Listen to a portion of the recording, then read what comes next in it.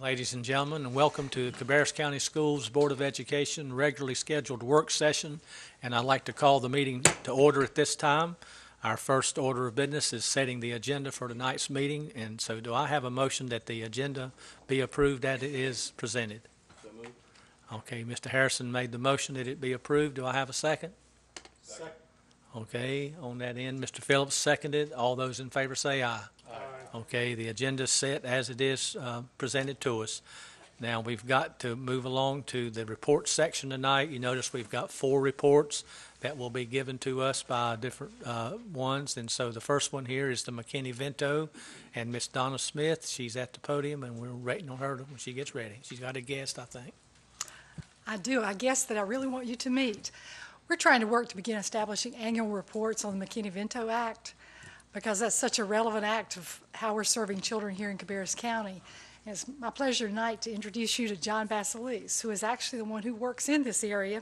Officially, he's known as our Family Education and Community Involvement Coordinator. And we felt like tonight would help give you a definition of McKinney-Vento, how that act is applied, and also what that means here in Cabarrus County, and actually budget impacts too. Okay, here's John. Thank you all. Thank you very much for your time. I want to tell you a little bit about the McKinney-Vento Act this evening. The McKinney-Vento Act is the primary federal legislation that deals with the education of homeless children or children in homeless or highly transient situations. This law was enacted in 1987 when it was signed into law by President Reagan and has been reauthorized several times since. Basically, the act exists to protect the rights of homeless children to be able to stay in, get to, and succeed in their schools, even as the rest of their lives might be transient or even chaotic. So this first slide talks about school mobility, and just basically, I'm sure you have already perused this slide, and you can see that basically school mobility, kids moving from one school to another, greatly impacts their academic success as well as that of their peers. The next slide reviews that there are social emotional impacts on these young people, which also impact them greatly. And the final point on that slide talks about the graduation rate for these students. As students are transient, the likelihood of them graduating is very, very low, even when controlled for other factors. So we pay a lot of attention to making sure we do what we can to identify children in homeless situations right away. So you might be asking, who are these children? The slide that you're looking at now defines these children as children who lack fixed, regular, and adequate nighttime residence. So this includes probably your more conventional idea of what homelessness looks like. Somebody who's living under a bridge or perhaps in a car or something of that nature. But it also includes young people who are living in hotels, motels more likely, or who, because of being evicted or foreclosed upon, have been forced to live with another family for a time period where the space is just not adequate and the accommodations are not adequate for them to be successful. So our next slide talks about the trends in McKinney-Vento over the last few years. And as you can see, and as you all know, we've come through a very difficult time economically. And you can see that during that time, the number of McKinney-Vento students in homeless or transient situations has increased dramatically. And we expect to have another increase this year based on our numbers through mid-January. Our next slide deals with a subset of McKinney-Vento students called unaccompanied youth. Unaccompanied youth, as you can see, are young people who are not in the physical custody of their parents due to either a runaway situation or due to their parents' own homelessness. These students might be what we sometimes call couch surfing, where they will live in a series of homes short term, and that will satisfy their immediate needs in the short run, but it is not a long-term resource. They have not achieved any stability. And our next slide talks about what are the key provisions of the McKinney-Vento Act. Essentially, the McKinney-Vento Act ensures that homeless students have the right to full participation in school. That means that we do what we can through transportation services to get students to school when feasible. However feasible it is, we try to get students to their schools of origin. We also support them through child nutrition services, and through tutoring services as well. School stability, staying in the school of origin for the duration of the year that the student was determined homeless is the key thing that we have to pay attention to in McKinney-Vento. We have to try to keep that student stable so that they can be academically successful, even as other aspects of their lives might be falling apart. So we mentioned here on this next slide, transportation to the school of origin, eliminating barriers to enrollment and retention, such as some of the documents that a student might not have, domicile documents. Obviously, these students aren't going to have domicile documents because they don't have a place to live for the most part, or a place that's their own. Also, things like immunization and medical records, which are not the easiest things to keep up with when you're in a highly transient or homeless situation. And our next slide talks about the fact that McKinney-Vento students have the same eligibility for extracurricular activities as other students. And this includes the opportunity to engage in music, clubs, and athletics, and to be a part of the student body. Basically, McKinney-Vento is there to support academic success for children in a very, very difficult situation. And those are all the remarks I've prepared for the board at this time. Okay, I appreciate you bringing the report to us. Board members, do you have any questions about the McKinney-Vento Act? For most of you, this is something that's new, particularly the new members. Blake, Carolyn, and myself, we're familiar with it. And it seems to be a growing problem, as you mentioned. Hard to believe we've got over 300 children in Cabarrus County considered homeless, and here in the year 2013. And but anyway, Carolyn, you have a comment. Yes, I was wanting you to clarify how do you determine what their school of origin is? Great. So the school of origin is determined by the school that the student was enrolled in at the time that the homelessness occurred. So if I were foreclosed upon, if my family was foreclosed upon, and at the time of the foreclosure, I was attending J.M. Robinson High School. But we had to move into a home that was in the Cox Mill district. My school of origin would be J.M. Robinson because that was my school at the time that I was foreclosed upon or my homelessness began. Now, also, they were at Robinson. Okay. All right, and then they were foreclosed on, and then they moved over into Mecklenburg County.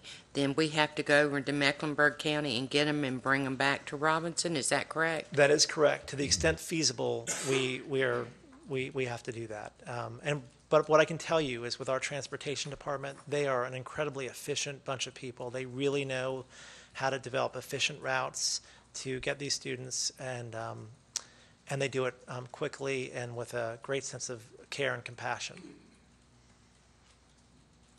I'm curious, and Donna, you may be able to answer this. I mean, we're looking at almost, we kind of sometimes estimate 500 students. That's almost a school, and we're getting close to that. We've almost got a school of homeless children. Do you know roughly the breakdown we're looking? How many of these children are elementary?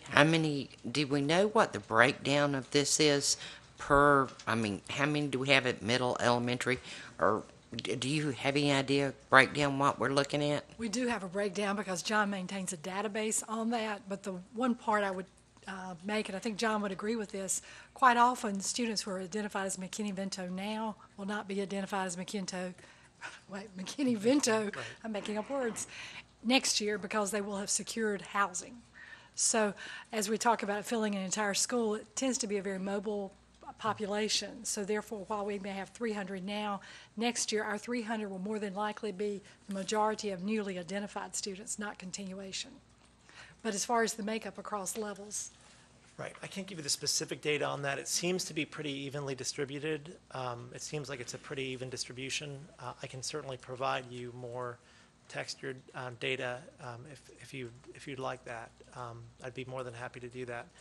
But yeah, as Donna shared, eligibility lasts for a year, and for the most of our students, it's a temporary designation. Sure. Okay, Blake, you have a Well, Ms. Carpenter mentioned the transportation. As I recall, last year, the furthest away, I think we were going all the way to Gaston County. What's the furthest away we're having to go currently? Am I remembering that correctly? And if I'm not, correct me. But I think that was the year before last with Gaston County. Last year we were into Mecklenburg and into South Mecklenburg. This year it doesn't seem like we have a lot of cases that are into Mecklenburg County or Gaston County. There is a case right now where they're developing a route into Ardell County, but that's a case where the school that's being served is pretty close to the border there, to our northwest border. So for the most part, we don't have a whole lot of out of county routes this year so far. one other Yeah. quick question. I believe it's slide number 4. It's interesting to me that they include the word adequate on the definite, fixed, regular, and adequate. I would assume that's a federal definition since this was a federal law. Can you give us what the definition of adequate is? Sure. So adequate, as a definition, is it's one of those. It's a fairly fluid in your interpretation of it, but basically, it's built around the idea that that housing is typically built in a way to support a family, to support one family. So when you have more than one family living under the same roof for an extended period of time, the thought is that it's just not adequate accommodations. There isn't, maybe there's not enough space to be able to go and do your homework or go and study or something of that nature. So adequate can include 2 families living under one roof because of economic hardships, not because they're electing to, but rather because they have no other choice but to double up for a short term. So it can include, that could be one definition of adequate. It also can include if there is not adequate accommodations. For example, living in a home or a space that is condemned, or that lacks running water or lacks electricity. So those would be examples of inadequate housing, which is a pretty broad group if you think about it. But that's where that terminology adequate came from. And adequacy is also in the eye of the beholder, because there are some residents that we might think are inadequate, but according to the families living there, they feel it's very adequate for their needs. So it becomes an interesting discussion sometimes. And you mentioned 2 families or more. I would Right. assume that Right. probably comes into play sometimes. Right. Thank you, Mr. Chairman. No problem. Thank you, Mr. Kiger. Dr. Shepherd, you had a comment. Just to say that John joined our staff last year and has not only helped us with our McKinney-Vento program, but also is responsible for our parent webinars and our parent education program, and has done a great job with that. And many of the webinars that he's put together are still available on our website. And we're very lucky to have a Cabarrus County resident, father of 4, is that correct? That's right. And what are their names? They're So they can see it on TV right, next week? exactly. Dylan, Logan, Trevor, and Aiden are my 4 sons. So we're glad to have one of our own working for us in this capacity. Thank you, Dr. Shepherd. Any other questions from the board, comments or anything? David or Rob? How do we identify these children? Great. We have outstanding student services teams in the school. The social work staff, our social workers are great. They're terrific at working with students and identifying them, and they submit applications. We review them to see if they meet the criteria, and then once we determine eligibility, we notify the social worker and the family. So school counselors do some of it. Mainly it's our school social workers. And the front office staff does a terrific job of keeping their eyes and ears open for situations where there's possible homelessness, especially our enrollment folks and our data managers. They do a great job of detecting some of this and then referring it to a social worker. Okay. Now, if I'm a family that's going through a difficult time and I'm homeless, Right. how do they know that this option is available to them? So one way that they know is that every school in the district, every school has a poster in a visible place that describes the McKinney-Vento Act and has contact information that's listed right on it. It has my contact information. It has somebody from the Department of Public Instruction. It has her contact information, and as soon as we get a tip on that, I reach out to the school social worker and say, can you follow up on this immediately? But more often it comes the other way around. More often it's that our staff have identified what's going on, as opposed to the parent seeking it out. Okay, and I had one other question that had related to immunization. If a normal child who has a house doesn't have his immunization records, what is our process there? They're allowed to come to school, or they? For a student who is not McKinney-Vento, who Right, lacks who does their not have- immunization records, do you want to answer that? I'll be I glad to know it, answer but- immunization. We actually work with our school nurse there, and our school nurse is able to go through a registry to see if they do have immunizations on file. And if they do, that's recorded there. If not, they begin working with the family to attend one of the local clinics to get those immunizations. Terrific. Thank you very much. Okay, Mr. Walter, you got your answers? Okay, Mr. Harrison? And I am really touched by both the tone of compassion that you were demonstrating and the fact that you're a detective and that you have to run down a lot of details. Are these children identified at all by other means, such as free and reduced lunch or other programs that might be handled by social services, not within the system?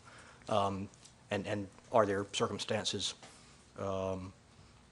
made more clear to you, by those other means, so that they kind of quickly get the assistance that you can provide? Well, I think the best answer to that question is that some of our outside partner agencies, some of the other agencies in the district, including some of the government agencies like the Department of Social Services, have really good relationships. Again, going back to our outstanding social work team and our school counselors. And as soon as that discussion occurs, I think that people's antennae go up and they start thinking, is this a case where the student might need McKinney-Vento designation? So I would say broadly, yes. I would appreciate in the future knowing more about the coordination of the resources that we have available to ourselves and those of other agencies, so that there isn't duplication, as you probably know, in working with these cases. In your database, do you keep a zip code +4 pinpointed type of designation of what their original residency was, plus their apparently maybe continually moving temporary residency is, so that you can again coordinate resources? Right. I haven't got to that level yet where we've done anything that looks like GIS mapping yet, but it's certainly something I'd consider doing in the future. And does this impact a particular part, region, area of the county, of particular schools more so than others? That's the level of detail I would like to know. Okay, sure, and certainly we can. Yeah, we certainly can provide that information. But sometimes that's situational. If there's a natural disaster or a fire, for example, then you'll see numbers in an area rise dramatically short-term. But only temporary, yeah. Thank you. Okay, thank you. Thank you, Mr. Harrison. Mr. Phillips, you have any comments? I had one question. Are we certain that we're being made financially whole by the federal government for doing this? I would say I'm confident that we're being made financially whole by the federal government. But one thing to remember is that McKinney-Vento stands as an unfunded mandate. So I do know that we have a grant, we have a sub-grant in McKinney-Vento that offsets the costs, that some of the costs that we incur. But I don't know that the federal, as an unfunded mandate, I don't know. I assume that means we're being made whole because the answer is no. Ms. Klutz can address that. This is why I'm in student services and not finance. So. Okay, well, that'll be something interesting to explore in the budget. But I was told that we actually send our regular school buses out on these runs, even though you may only pick up 2 or 3 students. So Yes, we do send school buses out on runs to pick up our students because it's the most efficient manner of transportation that we have available to get our students to school in compliance with the McKinney-Vento Act. I would say that if the thought is that we're sending a bus to pick up 2 kids and then that's all that's happening on that bus, I would say that's I would not say that that's the case. I mean, maybe the picking up of those 2 kids, the morning transportation, for example, of those 2 students, is probably attached to the front of a route that's already existing. Does that make sense? Okay, thank you.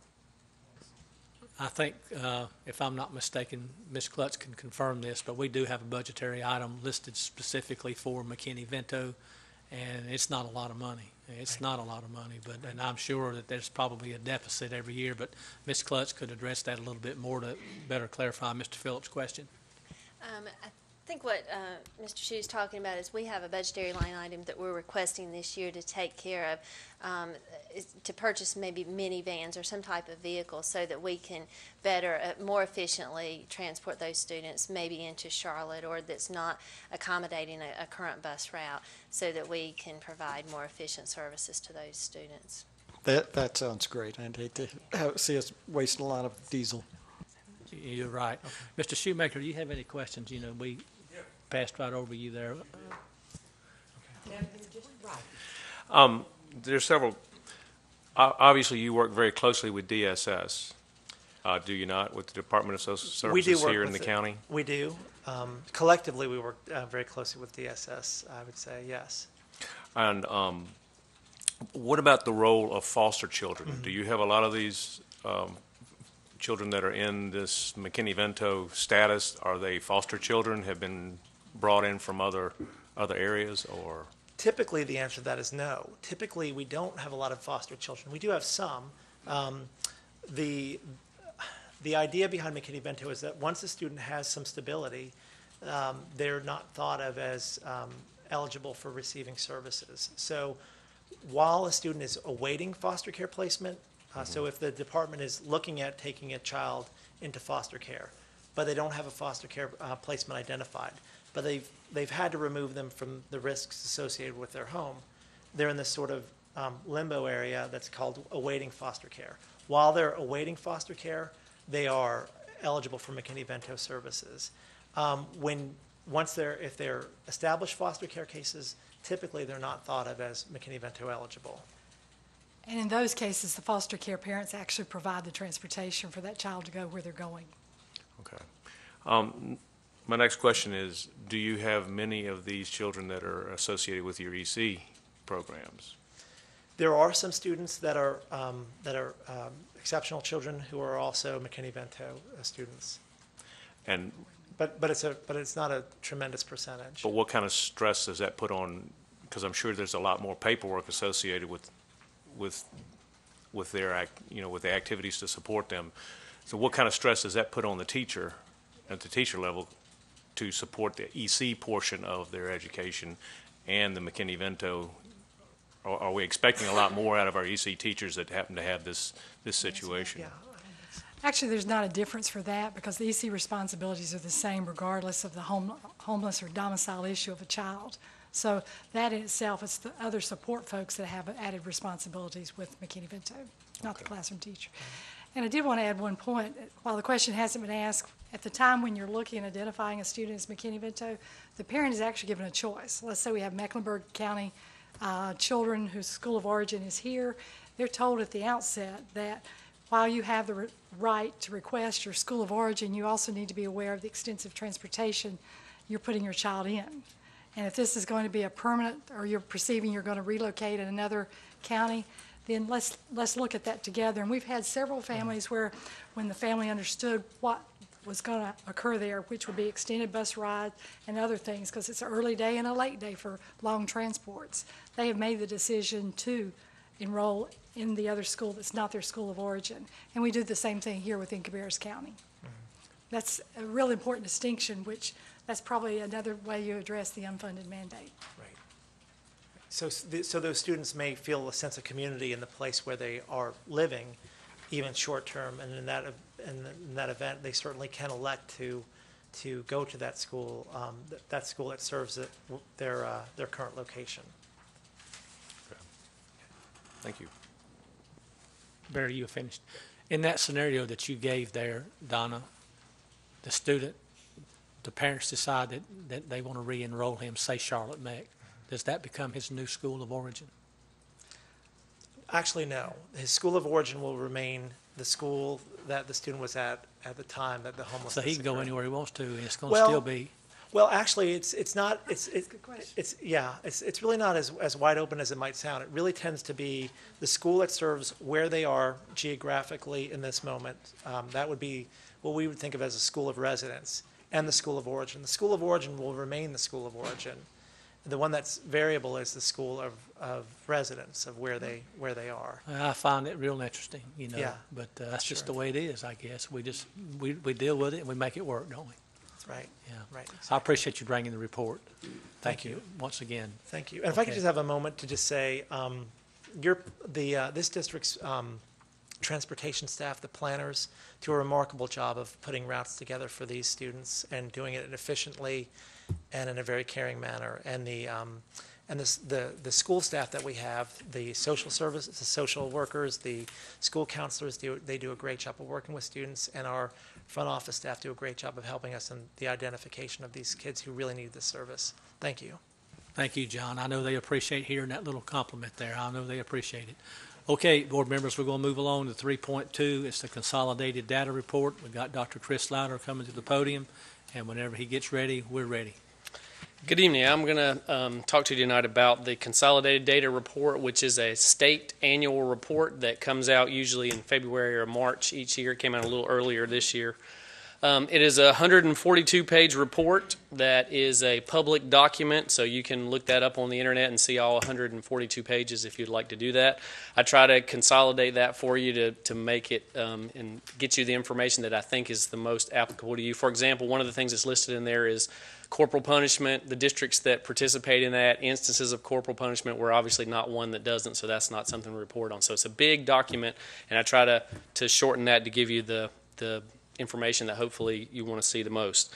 As an introduction, in 1993, the General Assembly passed the Safe Schools Act from the state that specified that you had to report acts of crime and violence to the state.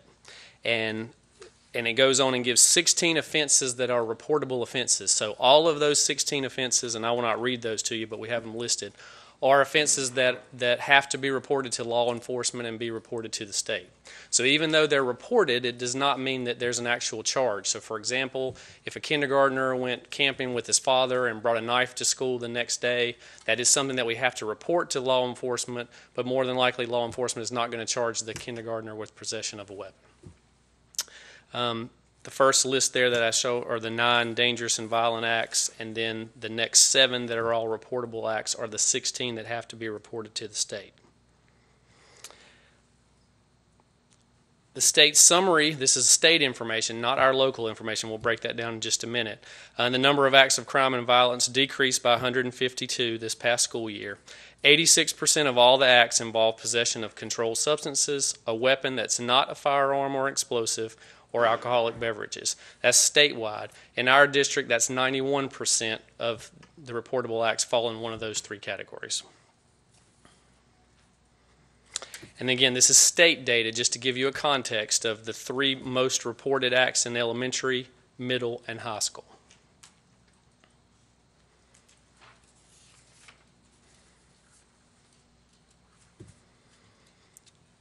The next slide is the number of reportable acts per 1,000 students, and this is grades 9 through 12, so this is high school. So primarily, this is where the reportable acts come from, is how the state reports that. So since we're comparing districts that are not exactly the same size, they break that down to a per 1,000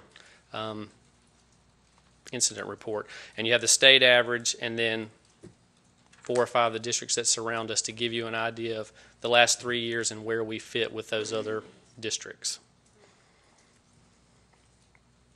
Certainly our philosophy is that schools report anything. If there's any type of a question, they report that to law enforcement. So we want that to be as open as possible and make sure that all of our things are reported and out in the open. The next part of the consolidated data report is short-term and long-term suspensions. Again, 9 through 12 is where the majority of those are. That's what the state focuses on. And again, you have kind of a per 100 suspension rate to see how we compare to districts that surround us. The only thing that can be a little misleading in that is that it can be the same student over and over again. So if you had 100 students in a school, it doesn't mean that 23 different students were suspended. It could be the same student suspended 23 times, but that's the way they report the statistic. Long-term suspensions are, again, I broke that down with the ones that are around us and tried to give you, I know Mr. Phillips asked for the ADM, the average daily membership of each district, to see the difference when we're there. We're not going by per 100, we're just doing numbers. And when we went over this last year, I did report to the board, I know we have 4 new members this year, that we were doing things a little bit different in Cabarrus County in the way we reported. You can see that we had almost a 50% drop in our long-term suspensions, but we still have a higher number than most of the districts around us. What we were doing was when a student was sent to the Glenn Center, we were long-term suspending them, putting them up for a long-term suspension. And then ultimately, after they went through that process, they were still going to our Glenn Center and alternative school. So they were not long-term suspended. In other words, they were being served by our Glenn Center. Most of the districts around us were just administratively placing those students at their alternative school. So they were never long-term suspended because technically they weren't suspended. They were just going to a different school. We were not doing it that way. We changed that process last year about this time in February or March to do the same thing, where we're placing students there and not long-term suspending them, because really what a long-term suspension means is a student can't attend school. That's one of the reasons our numbers are a little bit higher. We didn't start that till about this time last year, so we anticipate that those numbers will drop again next year, but obviously we won't know till we get to the end of the school year. Just a few bullet points there. Long-term suspensions for our system decreased from 201 in 10-11 to 110. That's what we just talked about. Our short-term suspension per 100 rates for high school decreased from 28.75 to 23.75, which is a nice decrease. And total 9 through 12 reportable acts increased from 94 acts in 10-11 to 124 acts in 11-12. And we had about 500 more students. The next part of the consolidated data report is our dropout rate. And the dropout rate can be a little confusing from the way the state reports it. So I do want to try to explain to you. At the end of this school year, I will present to you again for our 4-year cohort graduation rate. That's one statistic, and our dropout rate is a different statistic. That can be confusing for a couple of reasons.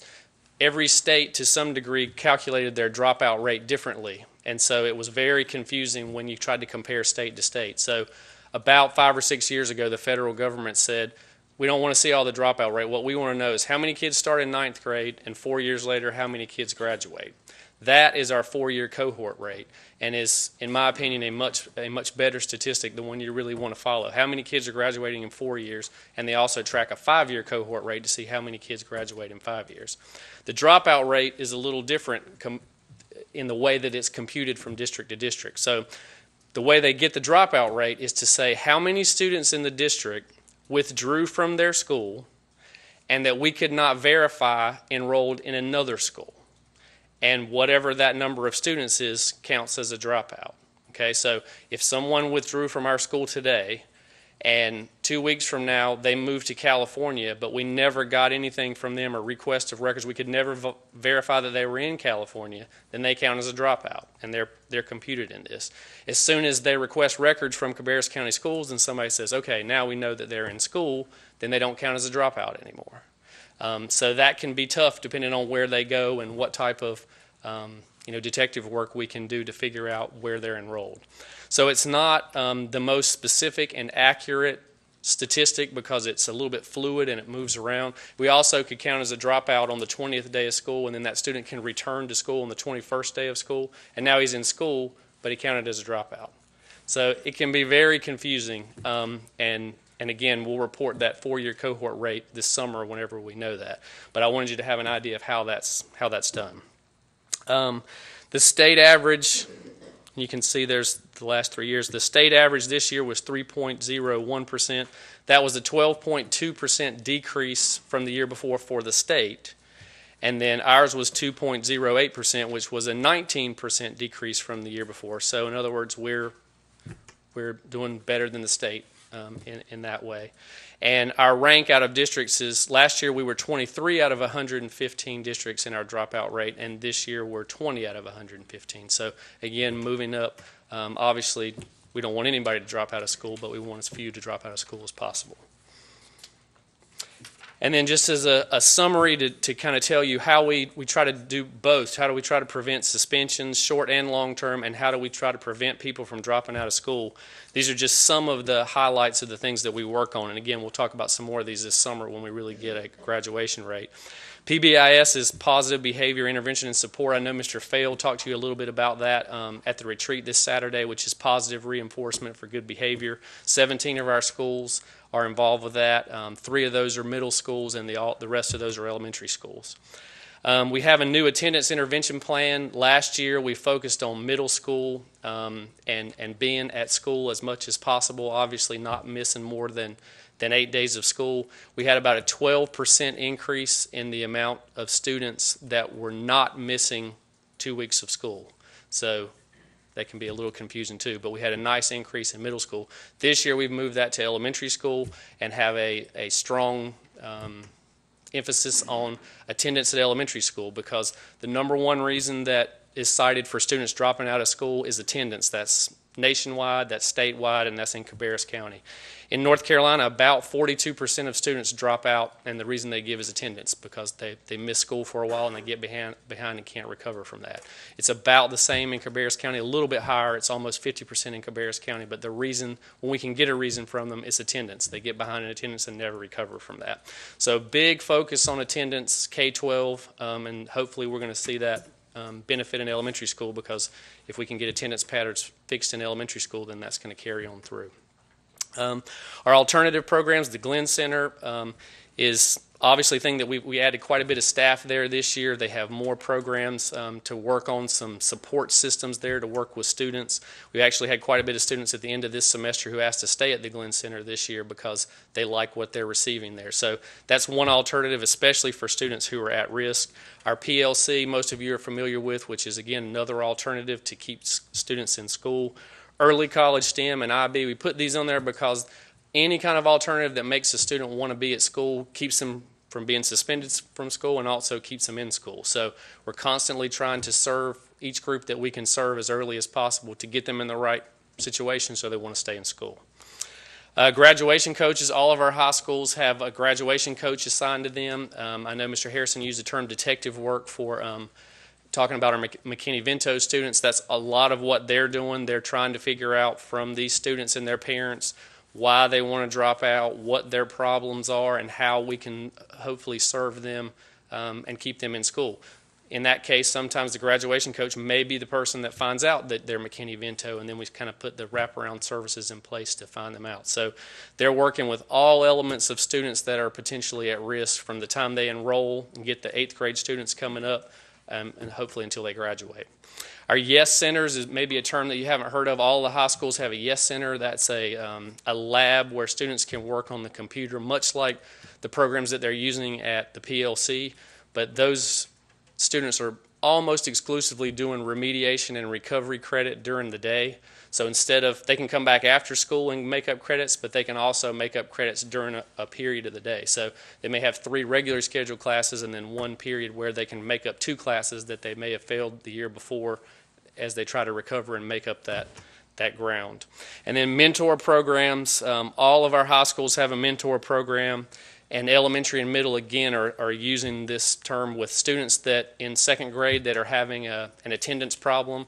Then a counselor may become their mentor and kind of work with them to hopefully get them to come to school. The same thing's going on in middle school. And they're using community mentors and school-level mentors. There's quite a bit of research to say when you have a check-in and check-out process, which is really pretty minimal. It just means somebody on the campus is checking in with Chris Louder and saying, hey, how are you doing today?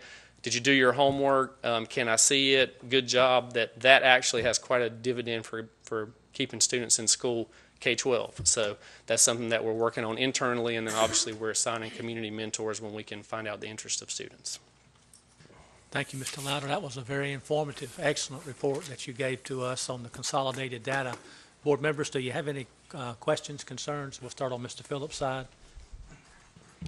Well, I guess the only question I had, I mean, it overall looks pretty positive, but I always worry when I see suspension statistics going down, that they're going down not because the students are being better behaved, but because the principals know that if they show a lot of suspensions on their statistics, they will be the ones that get graded poorly.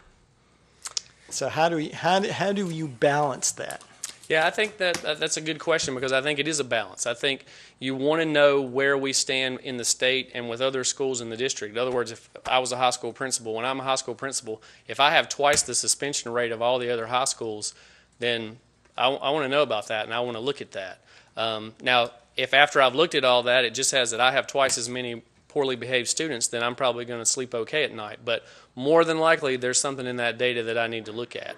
If we have twice as many suspensions as a neighboring county that is very similar to us, that's, again, information that we want to look at. So the principals are never getting a message of you cannot suspend your students that misbehave. You know, you have to run your school, and we're going to have safe schools regardless. That's our number one priority. And we're going to report what happens if it's something that we don't like. What happens? Even if we don't like it, we're going to report it, because these are reportable offenses. But looking at that data all the time, I think, is the answer to what you said, to know that you're going to be supported in running your school safely, but our goal is to not suspend any students. If we can have school every day and not suspend everybody and everybody's well behaved, that's our goal. When they're not, then we're going to make sure our school runs safely and do what we need to do. And if I could add to that, I believe also if you look at the data you've given, and then you look at the climate data that we presented in our retreat, showing where the teachers feel like they're supported by decisions made by the administration, if both of those pieces are positive, then you're making a real difference, because the purpose of doing this is to keep kids in class and learning and doing what the teacher asked them to do. So it's triangulating and looking at data from several different sources to see that we're really accomplishing what we want to accomplish. Thank you, Dr. Shepard. Thank you, Mr. Phillips. How about Mr. Harrison? Do you have any comments? Dr. Shepard, your staff always amazes me and teaches me something different and new every time I encounter them. And it's not usually a bright light bulb that goes off over my head. Maybe it's a Al Gore light bulb that slowly comes on, But I did get that this presentation is a cause and effect kind of presentation of data. For a moment, I was trying to figure out all these crimes that occur on campus and then going into dropouts and suspensions, but it's a cause and effect, and you're saying there's a direct correlation between behaviors on campus that are reported and how a child is kept in the system as best as you can. I think attendance problems are a big indicator that something's not going right at school. Misbehavior, severe, whether that's suspension, short-term. Yeah, those are just say something's not working right here. That's why I'm doing this at school. And again, we have counselors, social workers, as Mr. Basilis mentioned, our graduation coaches. The whole point is as early as possible to find out something's not working here, and let's do what we've got to do. Sometimes they do things that there's a severe consequence for, but we're still trying to figure out how to transition them back to their high school if they've been at the Glenn Center or if they've been on a long-term suspension, because the goal is to help them graduate. But we're going to do that with a safe campuses at every one of our locations. I just think that the public doesn't often understand that y'all don't just give one chance. You don't just give a second chance. You give dozens or hundreds of chances over the course of a child's career in the public schools, and you do a marvelous job trying to find some method to make the kids successful. That's right. Thank you. Thank you, Mr. Harrison. Mr. Walter, do you have any comments, questions? Yeah, just two questions. I'd like to see, broken down by school, by number, if that's something that's available. It's part of the report, and you can look that up, or I think it actually may be in a chart but you can look at it. That's our data, or is that state data that's broken down by school? Yeah, you can see it by district, by school. So yes, I'll forward you the link to the report. Thanks. The only thing, other thing I didn't see here talked about a lot is the parent component in this. And our earlier, John, discussion about the parent webinars that he's doing probably could be added to this presentation as well. Yeah, actually, Mr. Basilise and I were working today. He's doing most of the work for it. We're doing a webinar in February or March that is about this information and about the safety component that we talked about at the retreat. So that's the next one coming up. Thank you. Thank you, Mr. Walter. Mr. Kiger. Yes, thank you, Mr. Chairman, and I'll be brief. I just was going to point out the very last slide. There is a lot of work and a lot of heartache and a lot of passion that goes into everything that you have listed there, and my hat's off to them to make sure that we have the goal of keeping the students engaged. And we've got a couple things coming up on our agenda that may be added to here. Another IB, another STEM, or whatever. And I think we need to keep in mind what the ultimate goal is to make sure that the kids that leave Cabarrus County are prepared to move forward, graduate, whether they go to work, whether they go to college, but we've done everything that we can do. So again, thank you for all your hard work and for the report. Thank you, Mr. Kiger. Ms. Carpenter. Well, first of all, thank you for the excellent job. The report is wonderful. One of the questions Rob asked of getting the data for each school, which I would like to have. And this one, I don't know if you could get or not, but I'd be really interested to see if any of the schools, now I know ours do not have it, I don't think, whether they had uniforms. Because, data and all the research that I've read determines, they always say, uniforms a lot of times helps with discipline, helps, that supposedly it helps that. And I'm curious on some across the states if any of these schools possibly had uniforms, didn't have uniforms, if you really can see the data showing how it helps improve that. And I didn't know if you could, if that is determined in any of the data. It's not part of the report that I'm aware of. I mean, there are some, Kannapolis City Schools has a uniform policy in middle and high school, so you could certainly compare their data if you wanted to, but, or at Well, least I that's was my wondering understanding. if they only had one child that was causing that, because you notice theirs, it was just 3 all the way across. Right. And so, and They're the only district that I'm aware of that has one, but that's not part of the data report. but you notice that they just had the same number for 3 years straight. Right, that's just long-term suspensions, though. So their short-term suspension rate and their reportable offense stuff would be things that would be comparable. But when you I'm look at it. curious if they've got any data that shows the ones that have uniforms and don't. I don't know if that data is anywhere, because I'm curious to see how the numbers do compare. Right. So if you can find that, I'd be interested in seeing that data. Thank you. Thank you, Ms. Carpenter. I know that Carolyn, she's a very strong advocate for school uniforms. You went to the National School Board and they told you all about it, and I know it definitely does have merit, but I'm not sure that it has any relevance to what we're discussing here. But I know, though, that it's got to have some type of a bearing on children's behavior. Our Glenn Center has a uniform policy, too. So if you want to look at that broken down by school, that's something that you can look at. Obviously, there's students that are placed at our alternative school, but they do have a uniform policy or a dress code that they're required to wear every day as far as our schools. Absolutely. Mr. Shoemaker, you have any comments or questions? Just a couple comments. In this report, you use the word reportable incidents and that type of thing. Mm-hmm. So oftentimes, do these end up being potential crimes that could be also go to the court system, or? Yes. And So do you use the peer mediation teen court as a huge resource for you guys? absolutely. Teen Court is a great resource. We've had tremendous success. I think if you would ask the court system, Donna worked with our law enforcement people prior to me starting to work with this, Donna Smith. But I think if you ask our middle school and high school principals, which are the people that refer that, they love the teen court system. And I think if you ask our law enforcement people, they see it as very effective, because for many of these students, they get referred to teen court.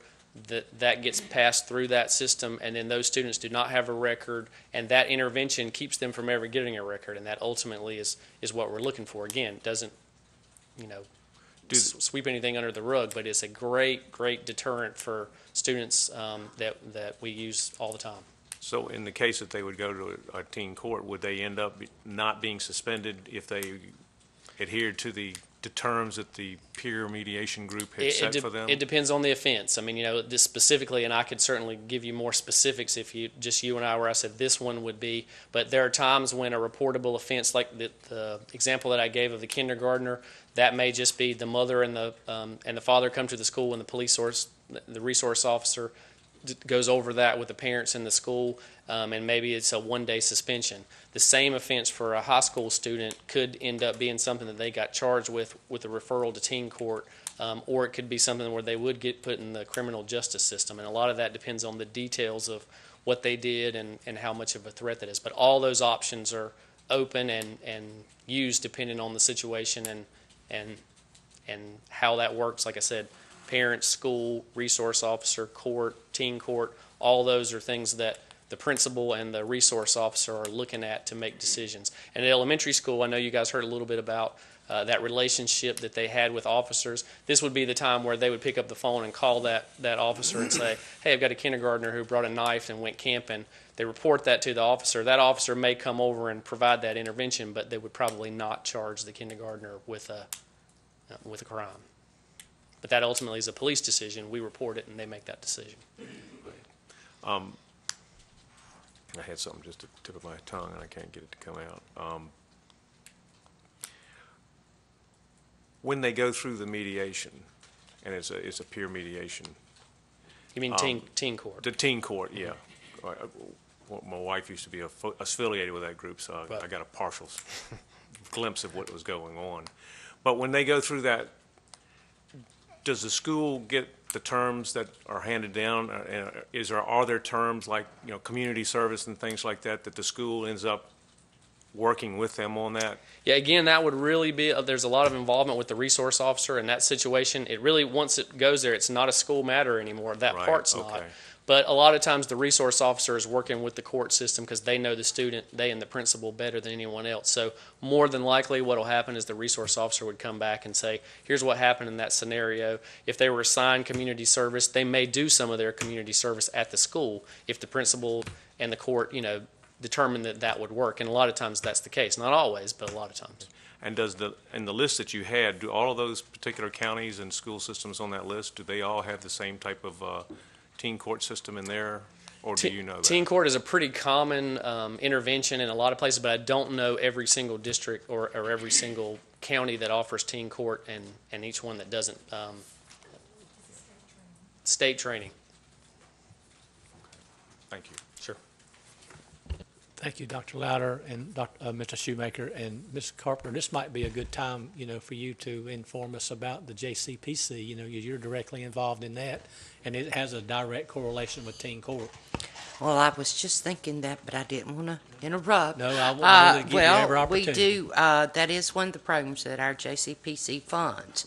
And just to mark your calendars, on the 15th of February, we are holding our legislative breakfast. And one of the things we do, instead of just getting up telling about the program, what we do, we basically get participants of the program, and like the children, and they get up and tell what a difference the program has made. So it's not just someone from the program saying this is what it does. One of the participants would get up and say, this is what this program has done for us, or I did this and this is what happened. And so it's a very good program, and we have funded this program as long as I've been on the JCPC board. So please mark your calendars for the breakfast. If you don't know what the JCP, this is Juvenile Justice Crime Prevention Council, and what happens is each year from the state we get funding, and we put out a RFP, and we ask for proposals. We take what we do. We could do take the community assessment from the community, seeing what programs we're needing. We put out our RFP, people will bring in proposals, and it's up to our council to decide what programs are funded. And so people will come to us, and we usually look and usually April of each year, decide which programs. They come and do a presentation, and we decide what programs will be funded that year for the year. And usually, last year we got $310,000 for the year for these type programs. But with our community assessment, we decide, well, we need teen court, we need those type programs. We look and see what the community needs in the juvenile justice area. It may be we may need sex offender type programs. We may need, home-based services. We decide what the community needs itself. And then we try to find programs that will meet that need.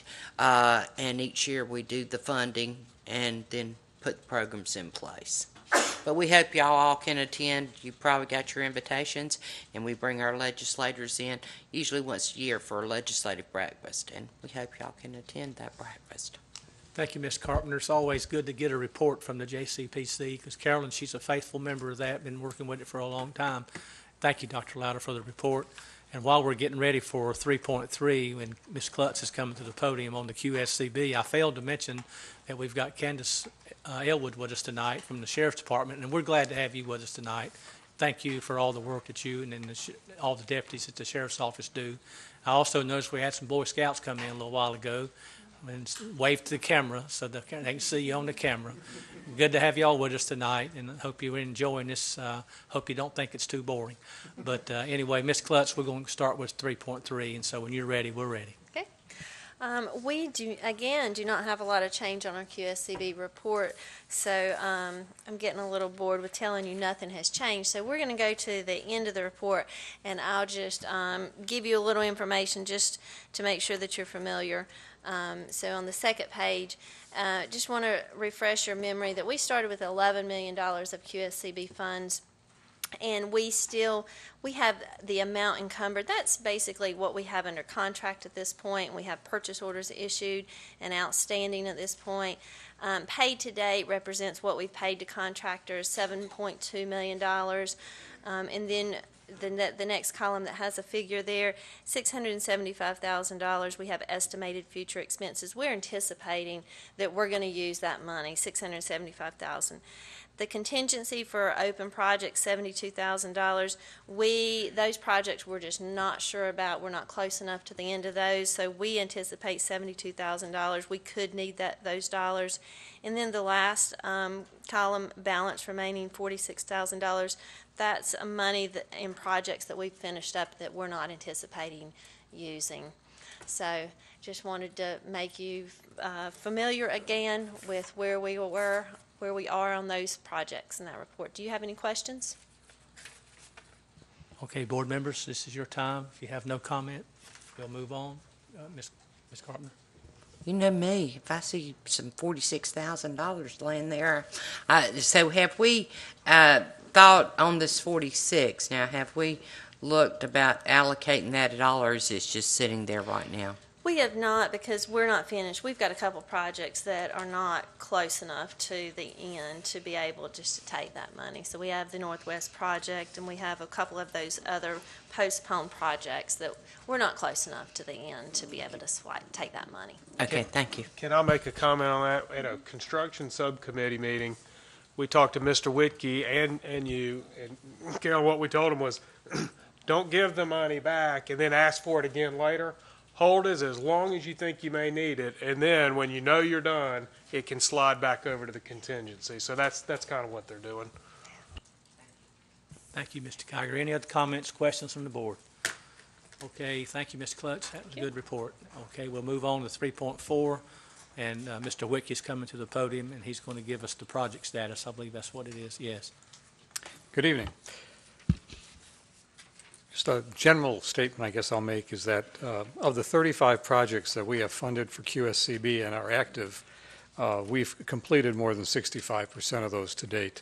You'll notice a lot of completes behind the project names and under current status, and that's a good thing, of course. We have 11 projects to go, and about I'm going to say five, or probably about 5 or 6 of those are fairly active. The others are narrowing down the amount of work remaining.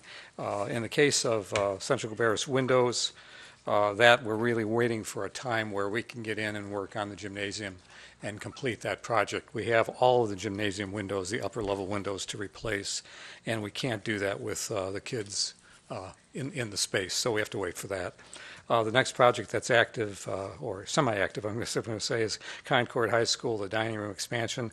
That work, I'm happy to say, we now have all the equipment in place, all the furniture is there, and everybody's happily eating lunch. It looks very nice if you get a chance to stop by and take a look at it. I'm sure the principal will be more than happy to show it to you. The Northwest Gym, of course, is just beginning. That work is moving along nicely. It took quite a while to get a couple of the utilities moved, but that work has been completed, and now things are fully underway. The next item is under mechanical electrical. That's Central Cabarrus High School. The electrical vault work is completed. That was done about a week and a half ago. We're just waiting for final as-built documents and a final invoice on that project. The various schools, breaker panels, that 25% is probably low. That work is continuing each week with different schools being visited. So that is the target date of mid-March. It's supposed to be mid-March for completion. The J.N. Fries Middle School, unfortunately, the work is nearly complete as far as getting the bid documents ready to go. We hope to have that on the street March 1st with a completion date of approximately September 1st for that work. The food service, we're going to, on the next go-around, next month's report, we will move all of the projects that were listed as postponed projects to be reinstated. We'll move those up to the active part of this report, so you'll have it all in one place.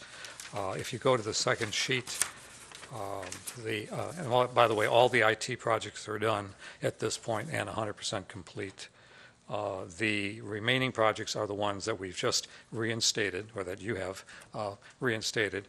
Colchin Webb Kitchen Hood, the Mount Pleasant boilers, Mount Pleasant High School boilers, the Concord weight room and vocational building. Those two have been combined, of course, and Todd Berg and his staff are working on the designs for that.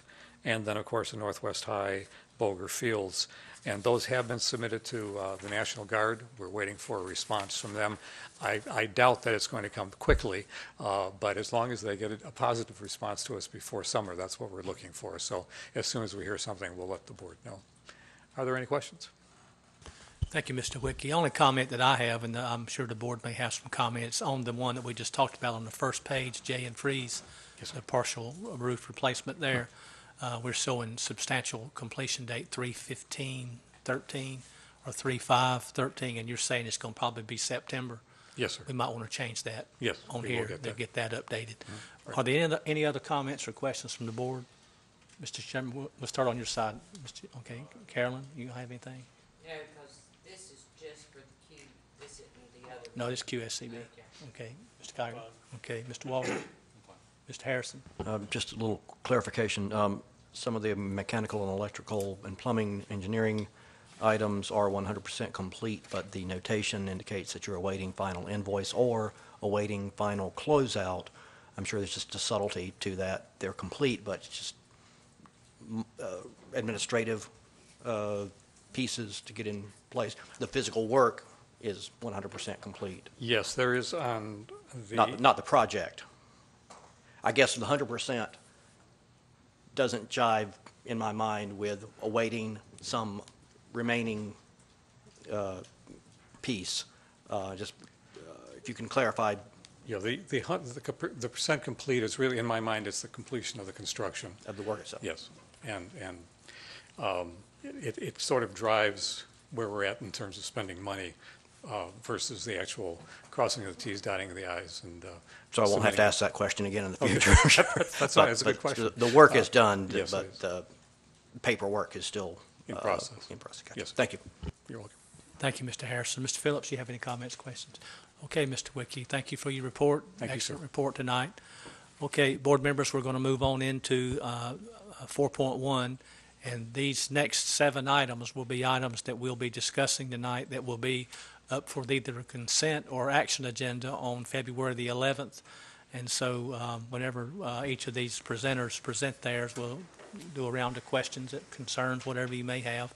But this first one here is from Jason Van Hukelum. It's on the elementary magnet school for 2014. So when you get ready, we are. Great, thank you. As we reported in January, we reported on the status of our magnet programs in Cabarrus County, and part of that report showed a high demand, a high waiting list at Coulter and Webb Elementary School in our elementary program there. And so what we're asking the board tonight is for the opportunity to convene a small committee of folks from the my department, C&I, Human Resources, and Operations to do a feasibility study for another elementary magnet that would potentially open in 2014. The objectives of that committee would be to severalfold, but to determine the theme of that second elementary school as a magnet, to determine which school it would be located at, determine changes to any existing attendance boundaries that would have to be made to maintain a 50-50 magnet model, which is the same model we have for Coulter and Webb Elementary. And then to put together a deployment plan and an implementation timeline for you and in the opening of that second elementary magnet. We'd like to be a year out on that so we can communicate appropriately to the community and those involved. We would like to convene that committee now and then report back to you in May on our findings from that work. So it would be a work committee. Again, this would open, the start date we would propose would be August of 2014, not next year. Thank you, Jason. Just for clarification, I noticed that I think it was originally presented as an IB program, was it? And so now we're saying that this could be either or magnet program. Yeah, we would consider the themes that are available. STEM and IB are obviously the ones we've invested in right now. Right.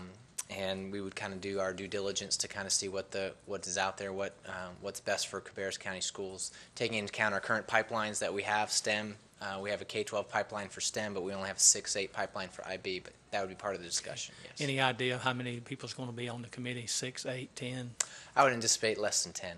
Okay, and it will be comprised of members of each of those 3 departments that I mentioned, so Human Resources, Operations, and C&I.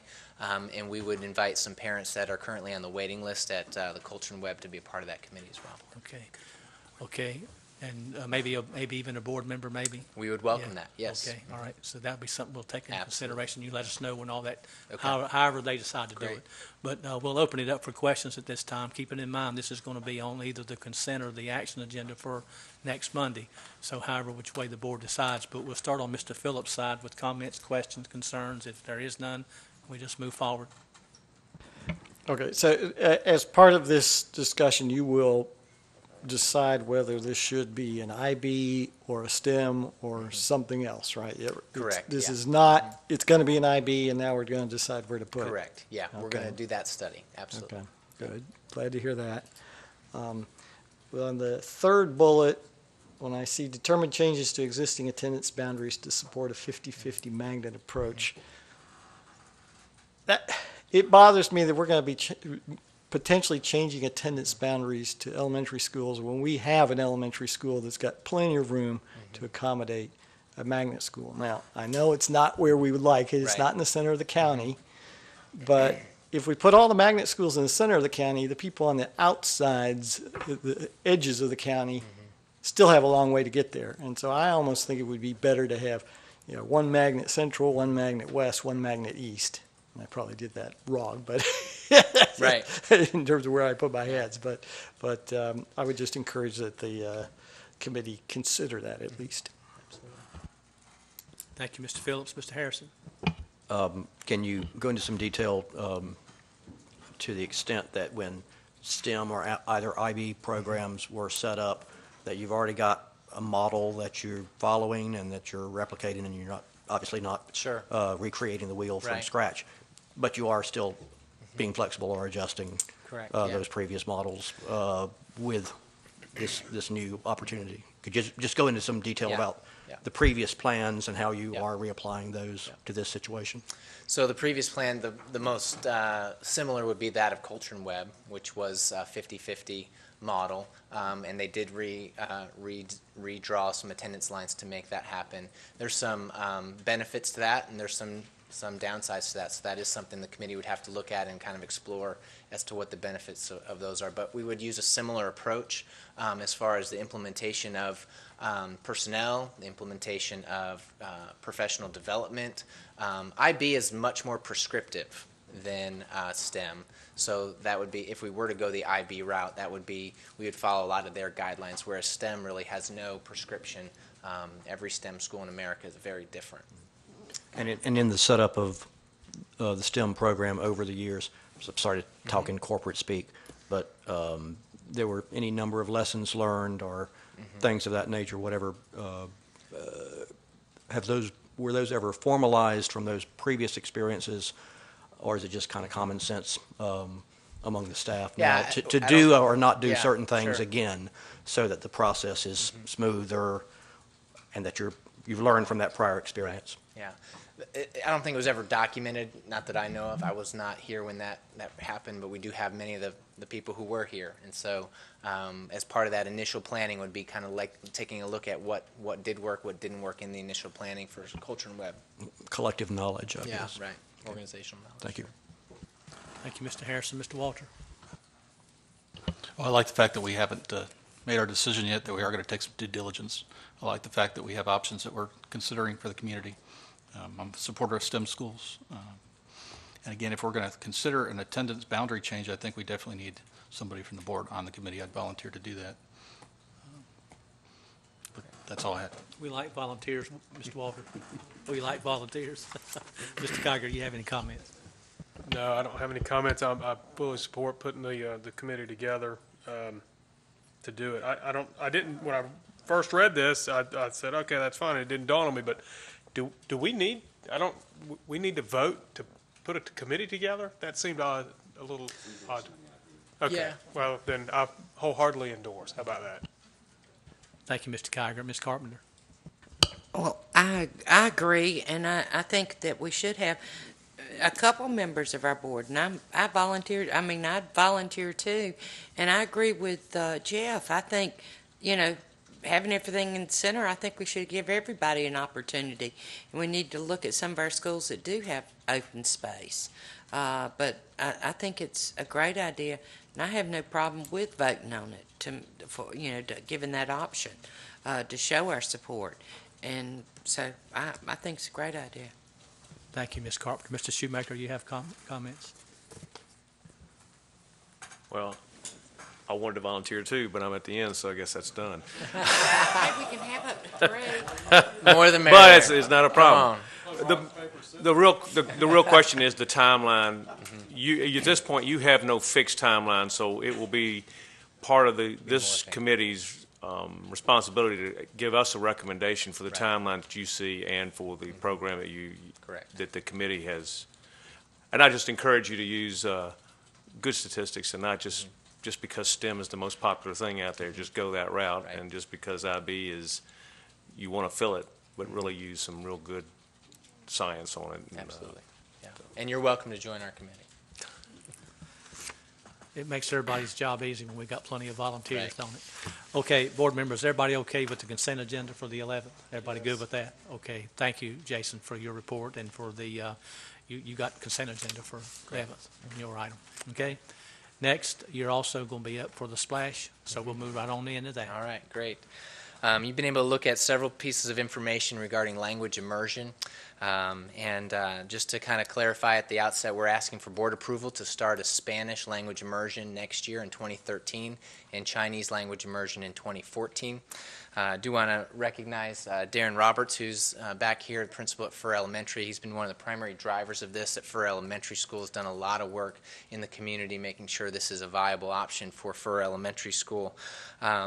And of course, Mariko, on the board here, is a teacher at Furr Elementary School, Teacher of the Year there. So I want to categorize the comments here before our questions into 3 categories.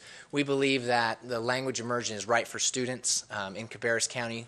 We believe that language immersion is right for the community, and it's the right thing for the future here in Cabarrus County. So let me kind of work through these 3 scenarios with you.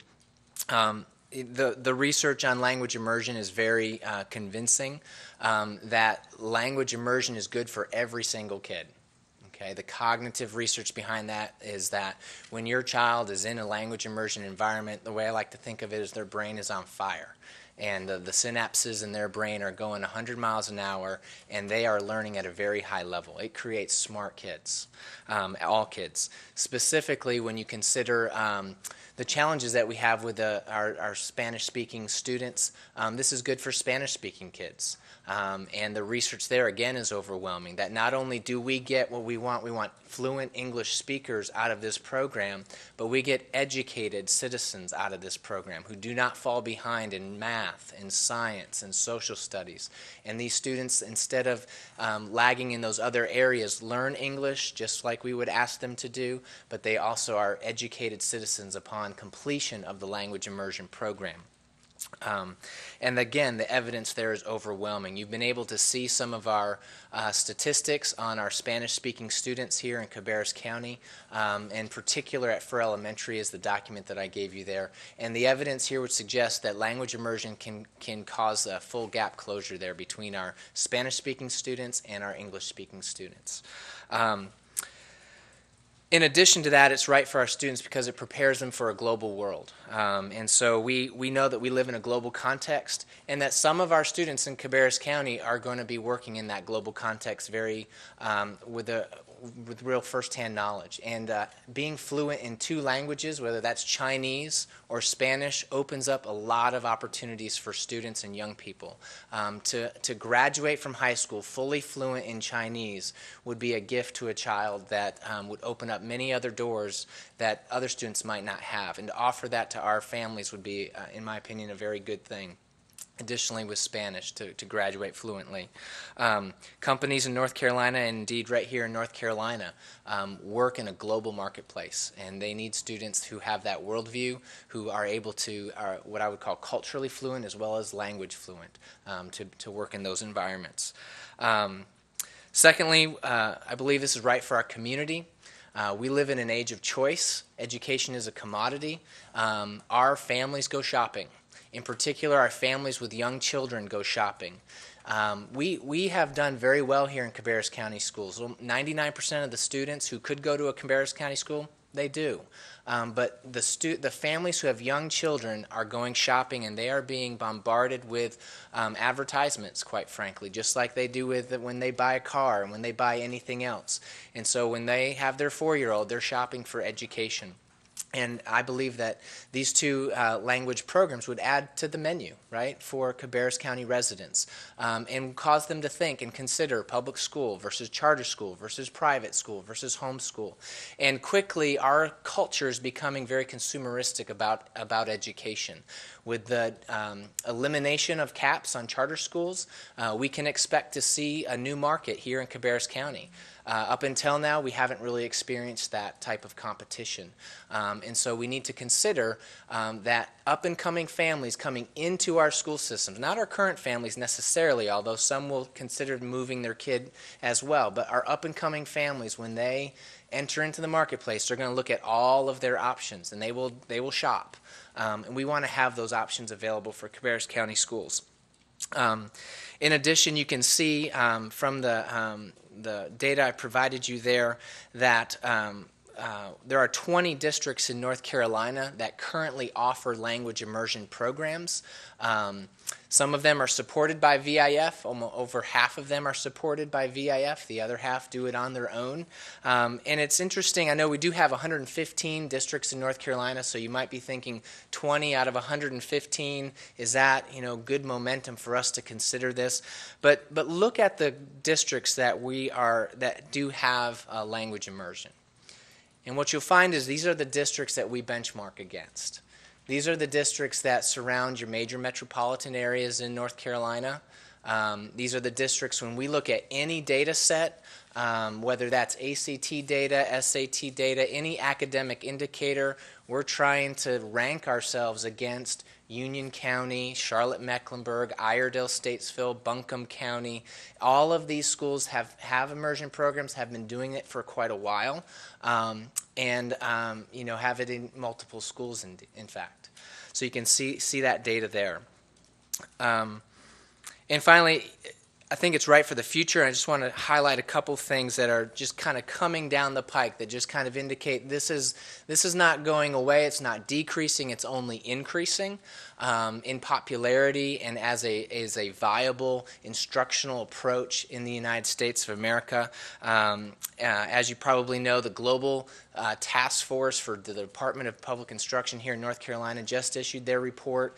The number 2 priority that they gave the General Assembly was to increase language immersion schools in North Carolina. So it's the number 2 priority of that task force is to increase language immersion schools. Outside of North Carolina, you have the governor of Delaware who recently sent a proposal saying, I want a language immersion track in every single elementary school in my state. And so you see this kind of commitment by politicians and the general public to say language immersion is a good thing for our students, for our families. So, these things are kind of promoting that language immersion is here to stay. It's a good thing for our families, and it's something that we should consider strongly. I want to close with just 2 clarifying points to make sure we're clear on some questions. Number 1 is this program would not replace any foreign language teachers that we currently have. We currently teach foreign language in high school, okay? So kids have to graduate and go on to university. If you're going to go to university today, you better have at least 2 years of a foreign language, maybe 3 to be competitive. So that's all happening at the high school level, so it's not going to replace those teachers. The second thing is that these programs are voluntary. This is not mandatory. Okay, so these are not programs whereby we're forcing anyone to participate. And in fact, as with any marketplace, if there's no demand, we wouldn't be able to have the program. So it does operate on a supply-demand continuum. And within that school, parents would have the right to, and the option to kind of opt into that program. All right. Just to give you a real-life example, at Furr Elementary School, we anticipate having at least 7 kindergarten classes next year. And so 2 of those classes would be the Splash program, and one of them would be staffed by a VIF teacher, one of them would be staffed by a Furr Elementary teacher, and those 2 classes, if we had 40 families that wanted to participate, would choose that route. Okay. Yeah. At this time, if you have any questions, I'd be happy to answer those. Thank you, Jason. One question that I have, and then we'll move to my right, Mr. Shoemaker, but what's the difference between full immersion and partial immersion? Yeah, great question. There's several different models for immersion. Full immersion, it operates with 90% of the day in the target language. So if you were to put your grandson in a full immersion, he would be in Spanish or Chinese or whatever language 90% of the time. And then he would slowly move out in first grade to like 50-50 to kind of keep his English sharp, right? A dual immersion, and the other thing there is he would be in a class where all of the students are not of that target language. Dual immersion takes advantage of students who speak both languages, and so you have this synergy that happens within the classroom of both languages being spoken. Okay, but dual immersion also, and what Furr would do is they would have 50-50 right out the gate. So they wouldn't be fully immersed 90% of the time in kindergarten. They would do a 50-50 model. Yeah. So basically, what you're saying, partial and dual is about the same thing. Yeah, I mean, it just varies by time and how much time you spend in a particular language early on in that kindergarten year. Okay. Yeah. All right. That's all I have. Yeah. Mr. Shoemaker, you want to start? How will this integrate with Common Core and the whole curricula? Will they be taught in all the different facets of the Common Core or the curriculum that they use in kindergarten, both in Spanish and in English? Is that how you envision this working? Or is that how the program is working? Yeah, absolutely. And so the best way to think about that is the language is the vehicle that the content is taught in. So it's not, the language isn't necessarily being taught explicitly at any given time because you're dealing with 5-year-olds. So their ability to kind of catch on and perform in that environment is much better than you or I trying to do that. And so they're teaching social studies in Spanish. They're teaching math in Spanish. They're teaching whatever in Spanish. And then the next day they're teaching that same curriculum in English. Those 2 teachers are are really married together. They have to plan together. The curriculum marches on day to day because they've got to get to the end of the year. And so part of the support that VIF gives us is that tight planning with the teachers. Yeah. How much, I can see it being really ambitious for the child because now they're having to learn this subject in two different thinkings because you have to really think differently in each language. Absolutely. But do you think that they'll be able to, I mean, there's a learning curve associated with the Common Core as we've already seen. Do you think that there's going to be a huge learning curve trying to integrate Spanish into the process? And do you think that you'll be able to maintain the track so at the end of the year they've completely accomplished what they need to, but without just burning the children out? Absolutely, and for that you just go visit the schools, you see the classrooms, and you look at the data, right? And so the data is overwhelming.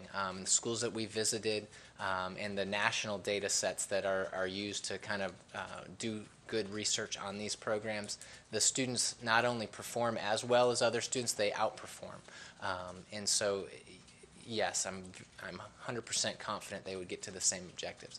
So the things that you do with parents, for example, and you know, I'm an example because we're considering this for my 4-year-old daughter, and they tell you, you kind of go through the kindergartners, those little 5-year-olds, they kind of go through what they call the silent period, where they're kind of like their eyes are wide open, like what's going on, and you can imagine your child or your grandchild, and they're coming home not quite sure, but by November, they say these kids are just going a mile a minute, and they begin to learn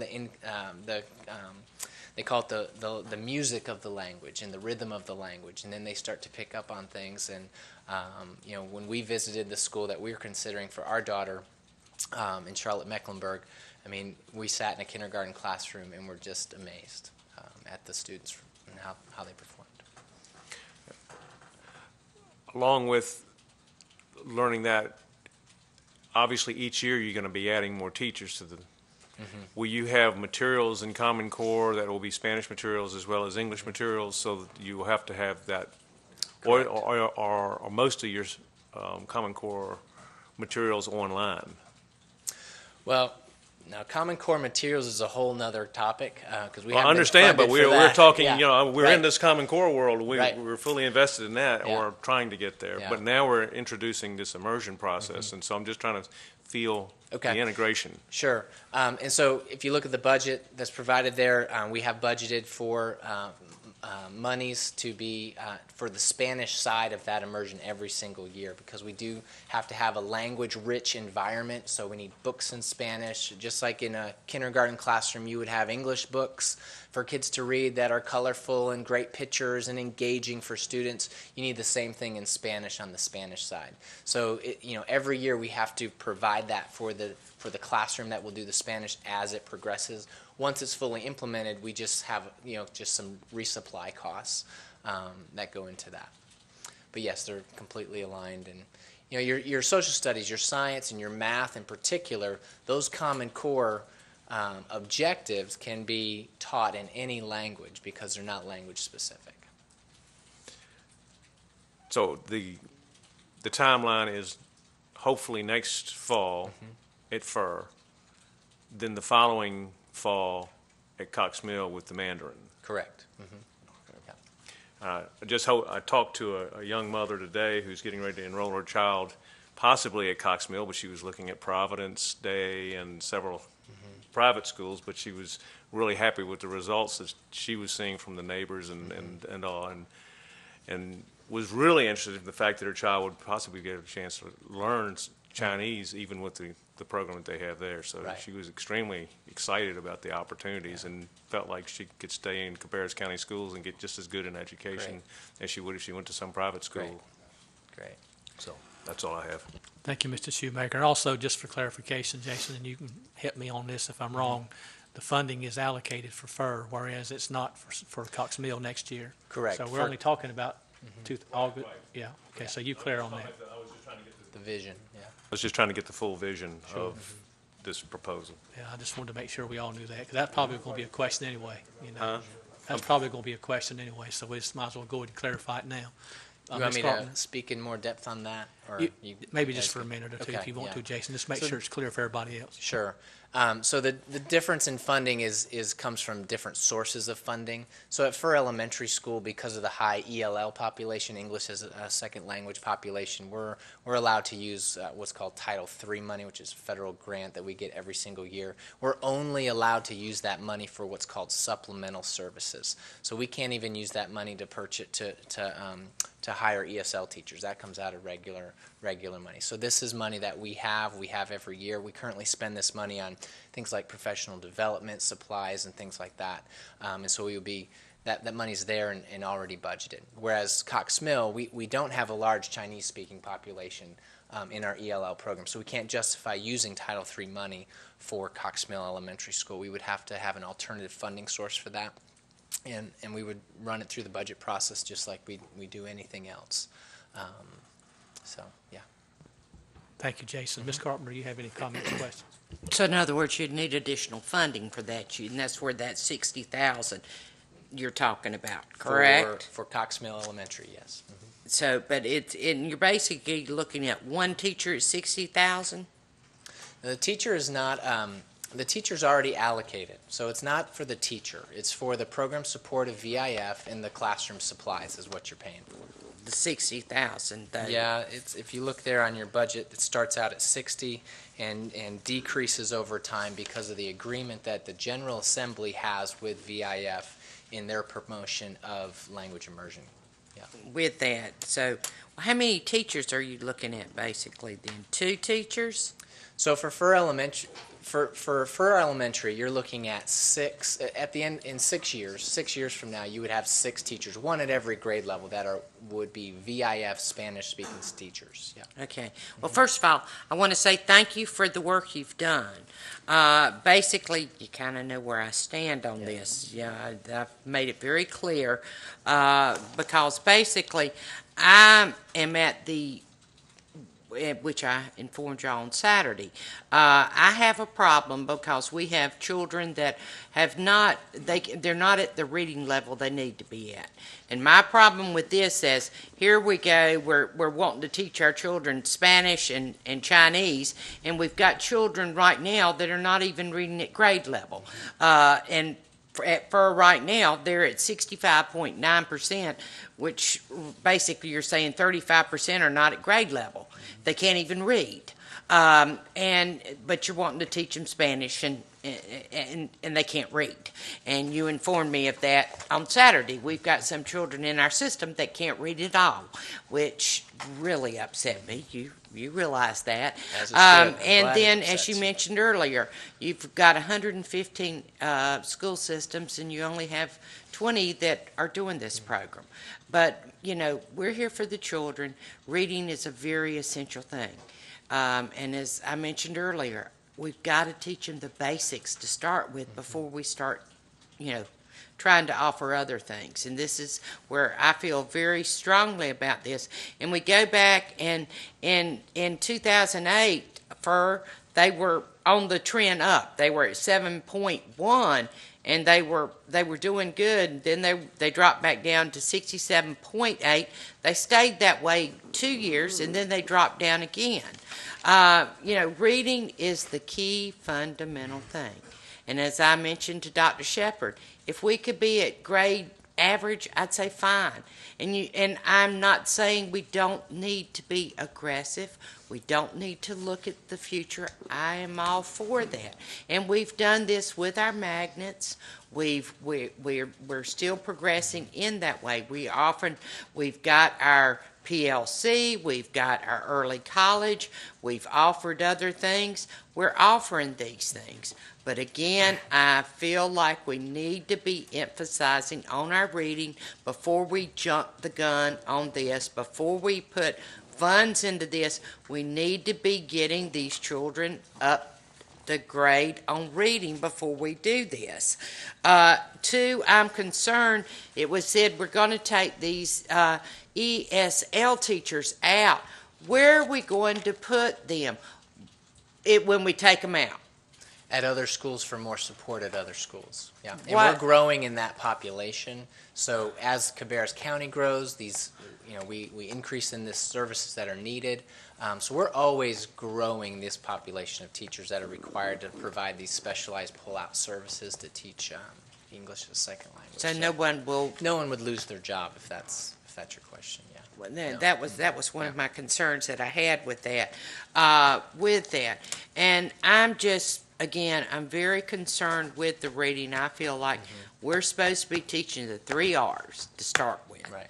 And until we can do that completely and do it like we should, I don't think we should be jumping the gun to do something else. Thank you, Ms. Carpenter. Mr. Kiger. Thank you, Mr. Chairman. After every meeting, when I drive home, I think of the things that I said that I wish I hadn't have said, and I think of things that I didn't say quite like I really wanted to, and this is going to be one of those times. So, bear with me. My brain's a little scattered. I'm not so worried about that there aren't that many systems doing it. I mean, you look at the list. There's quite a few schools. How you find it, but that doesn't bother me in the least, because on our march to be a top 10 system, we're going to be a leader. And I've said since day one, we're going to set the bar high, and we're going to demand excellence from everybody that's sitting in here in this room, and from the teachers that are in the classroom, the parents and the students. And I don't, it just doesn't bother me that we can point to other systems and they're not doing it. I want to look at what's the benefit to us on why we should do it. And there's certainly a cultural part that's understandable when you look and you say, well, what's happening? We're losing our language, or the economy's bad, and we've got all these other things going on. And one of the scapegoats sometimes can be language and various factors like that. But there's no question and no doubt in my mind that children that learn a second language will grow up and will be able to score better on standardized tests, and specifically the SAT and the ACT. And there's no question about it. And there's a lot of thought that while schools and colleges and universities I'm talking about now they don't weigh that as much as they used to, or it's not the same, and that is not true. I mean, I can tell you, Wake Forest doesn't have you submit scores when you apply to that school, but that's the only one that I've come across. They still matter, it still counts, and the higher the score, the better off you're going to be. So if we're going to put our children in a position to score better, then I think that we're moving in the right direction. I will have to say, and I do have a question, so I'm getting to that. The one thing that gives me pause a little bit is that we had a hard time finding Latin teachers, and Latin has kind of faded off into the distance. And that saddens me some, because that's another piece of the puzzle of being well-rounded and having our students be prepared for these tests and go on to professional careers such as medicine and law. But the next best thing is, I think, what we're talking about doing here. I've got some reservation on the Chinese part, but the Spanish part, which is what we're talking about here, we can talk about the Chinese philosophically or down the road or future and all that, but until we get down to funding and whether we're going to do it or not, that's just an academic exercise. So I do want to be a leader.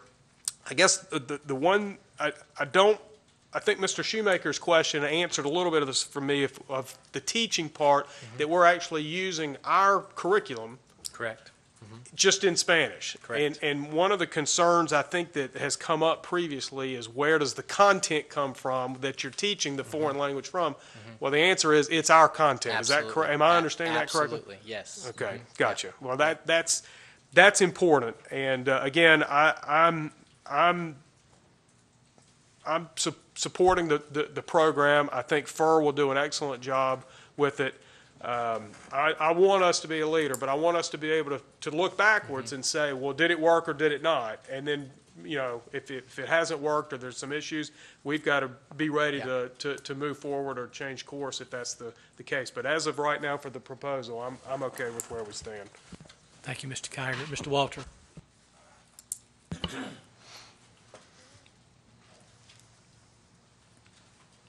Just reading my notes, sorry. I also think it's a good idea. We are in a market-driven society and competition with the charter schools that are coming. I think having that option, if we want to be known as the best choice, we're going to need to have options for parents. I think having it voluntary is another key. And you said, what's 2 out of the 7 classes? So that's, 28% of the kindergarten class? Yeah. Question for, how do you get a visiting international teacher familiar with our Common Core to be able to teach it? So VIF is an organization out of Chapel Hill. They recruit teachers to teach these specialized languages and in these particular programs. So they start recruiting in October for the following year. And so they recruit the teachers, they sign the teachers, they have a very rigorous hiring process. They bring the teachers in the summertime. They go through a boot camp of sorts where they orient them not only to the United States, but they orient them to the curriculum. And then they provide that ongoing program support, one-to-one support for elementary school. So they work with the 2 teachers, the VIF teacher and the for elementary teacher, on a regular basis to ensure that the Common Core is being accomplished. They assess the program. They have a vested interest in this program being very successful. It is their business. It's what they do. So if we're not happy, then they're out of luck. Now, So. the VIF teacher, does that she or he stay with us for a number? That's a great question. So VIF is also one, I don't know if they're the only organization in the United States, but one of few that has a very special relationship with the U.S. State Department. And so they come on a 5-year visa. And so these teachers come and they are with us for 5 years. And you'll find that our normal attrition rate, that's not abnormal. So the concern of teacher turnover and things like that is right in line with what we would expect of any teacher in Cabarrus County. And let's see. I guess we're not talking about the Chinese right now. I also have a question about sustainability with that. Sure. Moving it through. But we'll talk about that another time. And then Okay. just the last part is we talk about a lot of research and evidence. And can you at least provide some of those studies that were done for folks? Yes. that- Yep. I'd be happy to forward you those. Yep. Thanks. Well, this Saturday, I rambled a great deal about this, but I'll try not to repeat myself too much from this. If we are eventually going to vote on a Spanish program separate from a Mandarin Chinese program, that I'm with you on the Spanish. Okay, great. As you can see from bunches of other counties across the state, Spanish is, crucial for any kid getting out of our programs to know that and to be able to hold their own. Right. If there is a foreign language that they need and that I wish I had, I know some bad Spanish that I picked up in working in restaurants, but in terms of actually being able to have a command of foreign language, yeah, right, really, but a command of a good language, Spanish is it. My issue is going to be with the Mandarin side of things. If we wanted to get parents' eyes to pop wide open and to move or bring their kids to Cabarrus County, I would think that Brazilian Portuguese or Hindu or Hindi, whichever, that cultural would be a better selection than Mandarin. But again, we're moving that off to the side. I'm also concerned about the equity. I mentioned that before. It means a whole lot more than just the word itself. I'm concerned about, and I think Ms. Carpenter alluded to it, I know it's not the case, but I need a stronger case to be made for a cohesive use of language and reading resources that are coordinated in a coherent kind of fashion. And I don't want to use any other phrases or words beyond that, but it seems a little bit here, a little bit there, a little bit, but where's the real ticking and tying of true reading and language? It begins with language. We all know that. Ms. Carpenter said reading, writing, and arithmetic. I've toyed with the idea of the 3 E's: economics, ethics, and English is what our schools ought to be teaching. But again, that's kind of vague, but language skills are crucial. And I also think that from your list here, we're next to Charlotte and Mecklenburg, but the quality of our product, if I can put it that way, can hold its own against Charlotte and Mecklenburg any day. But in terms of competing with Charlotte, Mecklenburg, Wake, and Winston-Salem, which are the other counties with Chinese programs, can we truly compete with schools that large with resources and facilities that diverse, even if we are close to Charlotte and Mecklenburg? The only example here that does teach a Mandarin Chinese component, which is comparable to Cabarrus County, is Union County. That's, again, in your list, as best as I can tell, that's the closest comparison that we can make. So I've just got still a lot of questions in my mind before I can go forward with myself. Okay. But again, if we can segment Yeah. the two languages apart from each other, Okay. you'll have my support on the Spanish, And 105%. Okay, great. Just to speak a little bit to the reading, and Ms. Carpenter, your concern as well, for sure, we want all of our students to be able to read on grade level. And currently, if you were to look at our current statistics in Cabarrus County as a whole, 70% of our students are on grade level. And that varies by school to school. So at one school, you might have 90%, another school, you might have 50%, depending on a lot of different factors. And we know that a lot of demographic factors play into a student's success in reading. And so, in particular, if you look at Furr Elementary School, 25% of the population at Furr Elementary School speaks English as a second language. Okay, so when you look at their overall composite there of 65%, which is a 35% from where we'd like to be at 100%, 25% of that is potentially the same students that we're trying to intervene on their behalf. And so what happens in language development for those particular children is learning a second language does take time, right? And so a student who speaks only Spanish and comes to kindergarten and only knows Spanish, we can reasonably expect that they're going to learn English in 5 to 6 years just by being here and being in America and going to an English-speaking school. But what happens is those students fall behind in everything else. And so they fall behind in math, they fall behind in science, they fall behind in social studies, they become disengaged with school, they're not happy at school, they don't feel honored and valued at their school. And so that's a battle. We're always fighting with that.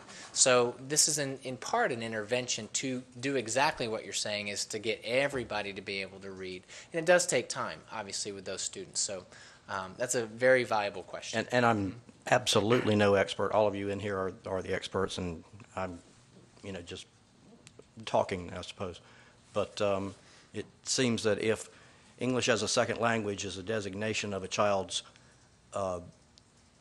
lack of experience with a functional level of English, and is also an indication that the child's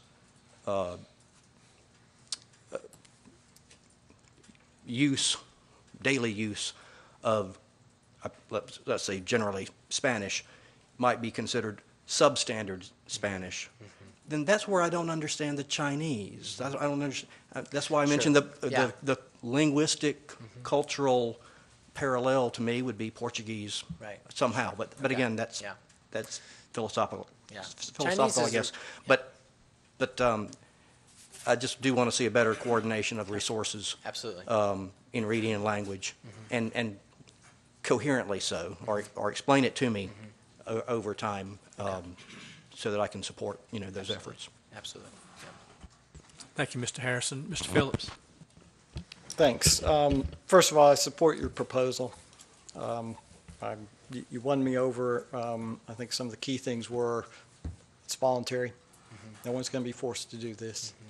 Second thing is you found a way to address the budget issue, at least at FUR for the first year and perhaps beyond. And so I think, given how tight our budgets are, that's terrific. I think, I understand David and Carolyn's concerns. I think that Carolyn's concern can particularly be addressed by the table that you have on page 4. If you scroll down to page 4, what that table shows is that for children for elementary school who look like my children, we are doing a good job of teaching them how to read. And what it says is that for the children who come to that school from homes where they speak Spanish, we're not doing a good job. And if we keep doing the same thing, we're not going to do a good job. We have to try something different, and I'm glad that you're going to try something different. Now, my question is, and this kind of gets to David's concern about, well, why Mandarin? Now, I can make strong arguments for why Mandarin. It's not to help these kids that are struggling. Right. It's to make Cox Mill Elementary School competitive with whatever other offerings may be around there. And the Chinese economy last year became the second largest economy in the world behind the United States. And so if you're going to learn the second language, that's the one to learn. If you want to have the potential to use it. I was bilingual in Dutch in 1995, Dutch and English. I could dream in Dutch. There's 20 million people in the world that speak Dutch. It's not a value to me in my current job. If I was bilingual in Chinese, it would be a huge asset.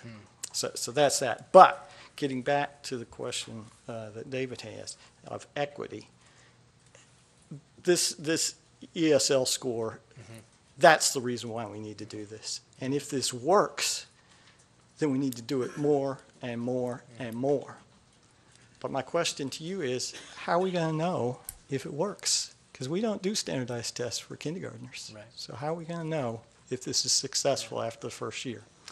So in kindergarten, we have several different forms of assessments that we do. They're not statewide assessments. They're not reported in the newspaper, but we have our internal assessments. So this is going to be some jargon here, but what we call running records. So students are assessed on a quarterly basis on their reading. Okay, and teachers sit down with Johnny and they assess him as he reads through a book. They mark with the words that he missed, what he might have put into a sentence that wasn't there. They mark it all and they have a rubric for scoring it, and they put that into his cumulative file. So we will have what we call running record data on that. We also give an assessment that is kind of a predictor of how well a student will do in reading, and that's called AIMS-Web. To use some more jargon with you, but that is another test that we give our students on a regular basis starting in kindergarten, that we would have data. Not only would we have data on that student, but we have comparable data. So we have the data on the student, we would compare that to for elementary. So they would do some internal data. How are the kids in these 2 kindergarten classes doing compared to these 5 kindergarten classes at Fur Elementary School? And then we can also compare that data across the system. So we'll have comparable data there. So we have many different forms of kindergarten assessment that we can report out and share. I think a way to evaluate the program would be the retention of families over time too. The satisfaction data that we would collect, and just like in any market, part of that satisfaction is if it's voluntary, they can leave. Like after kindergarten, families say, I don't want this, I want to go back over there. If they all choose to do that, then that would shut down the program, obviously. So you have a good mix of academic data that we would use and just market data, satisfaction surveys, but primarily that I'm leaving, I'm out of here, so would be another indicator. So would the plan be at the end of the next school year, May, June, you would ask the parents, are you ready to sign up for first grade in the dual immersion, so that we as a board would know, all right, here's the parents' vote, and then we'd also have the test scores, so then we could make a decision, okay, do we want to replicate keep it going? Do we want to replicate it? Absolutely. Do we want to do something else? Okay. We do a similar thing with our magnets as well. They give us an intent in about February. So we would probably keep it with that timeline and ask parents in February, how you feeling? Are you in? You have reservations, or are you out? Kind of a 3-category, yes, no, maybe. We would have that data in probably February. And then as it gets closer to the end of the year, they have to be more decisive in their decision. Mr. Chair. I'm so sorry, Mr. Chair. Go ahead, Mr. Harrison. One last thing. How and to what extent can technology support these programs? That can't be answered now necessarily, but we'd certainly need to know with our other technology plans how those could segue in with the language immersion component. Right. How both would support the other in effect. Sure.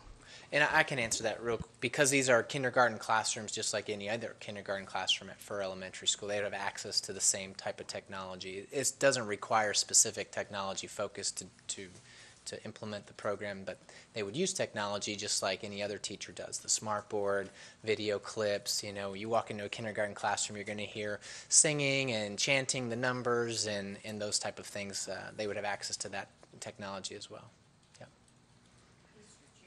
Yes, Ms. Carpenter, go ahead. One quick question. You'd mentioned earlier those teachers have to come over. They come over on a 5-year visa. Yes, ma'am. What happens? Like they mentioned, the first year the parents decide we don't like it. What do they do? We just send them back then? Well, they work with VIF. So VIF supports, as you've seen, many school districts in North Carolina. So VIF would either send them back themselves or they would put them at another school district. Oh, okay. Yeah. Yeah. And to be clear, VIF doesn't only do Splash. So you have VIF teachers that are all over this state and in the whole Southeast, really, where they supply international teachers. Yeah.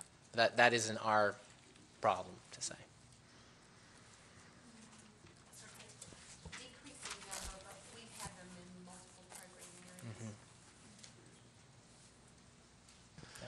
Before we move forward, the cameraman is giving me the sign back there. He needs to change the disc. So if you just hold on just a minute.